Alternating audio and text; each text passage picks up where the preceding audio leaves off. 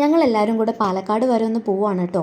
വേറൊന്നുമല്ല, ഒരു marriage function ഉണ്ടായിരുന്നു. രാവിലെ ഒരു 4:30 ആയപ്പോൾ തന്നെ ഞങ്ങൾ അവിടെ നിന്ന് ഇറങ്ങി. പോകുന്ന വഴിക്ക് തന്നെ വിചാരിച്ചു പല്ലശ്ശന പഴയകാവിലമ്മ, മീൻകുളത്തി അമ്മൻ അമ്പലത്തിൽ കയറണമെന്ന് വിചാരിച്ചു. ആ കുളത്തിൽ മുഴുവൻ മീനാണ് കേട്ടോ ഫുള്ളും. കുറേ 6-7 വർഷത്തിന് ശേഷമാണ് ഞാൻ അമ്പലത്തിലേക്ക് പോകുന്നത്. നേരെ കൊല്ലംകോടുള്ള ഗായത്രി മണ്ഡപത്തിലേക്ക് ചെന്നു.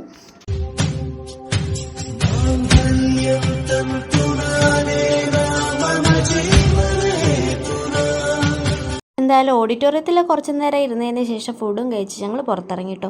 ഒടുക്കത്തെ തിരക്കായിരുന്നു. എനിക്ക് തോന്നുന്നു ഞാനൊരു 3 മണിയായപ്പോഴേ ഭക്ഷണം കഴിച്ച്. അങ്ങനെ കുറച്ച് ഫോട്ടോസൊക്കെ എടുത്ത് ഞങ്ങൾ നേരെ പോയത് താമരപ്പാടം കാണാനാണ് കേട്ടോ.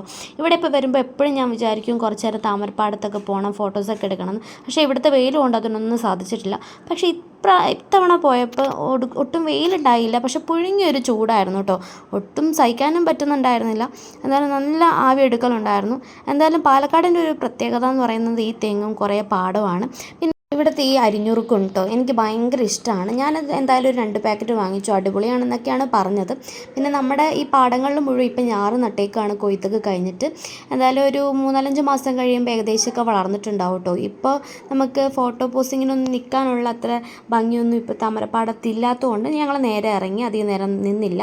അത് കഴിഞ്ഞ് വരുന്ന വഴിക്കാണ് ഇതാ ഈ സംഭവങ്ങളൊക്കെ ഞാൻ കണ്ടു. പച്ചപ്പയറും കുറ്റിപ്പയറൊക്കെ പാലക്കാട് പോയാൽ സുലഭമായിട്ട് കിട്ടുന്നതാണ് കുറ്റിപ്പയർ. കോഴിക്കോട് ഞാൻ അങ്ങനെ നോക്കിയിട്ട് കിട്ടാറൊന്നുമില്ല കേട്ടോ. ഇവിടെ വരുമ്പോൾ ഞാൻ ഇതുപോലെ കുറച്ച് വാങ്ങിയിട്ടൊക്കെ പോവാറുണ്ട്.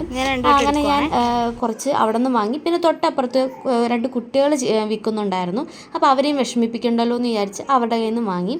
അങ്ങനെ അധികം വീഡിയോസും ഫോട്ടോസൊന്നും എടുക്കാനൊന്നും നിന്നില്ല, കാരണം വെയിലും പിന്നെ തിരിച്ച് നമുക്ക് നാട്ടിലേക്ക് പോകാനും ഉള്ളതാണ്.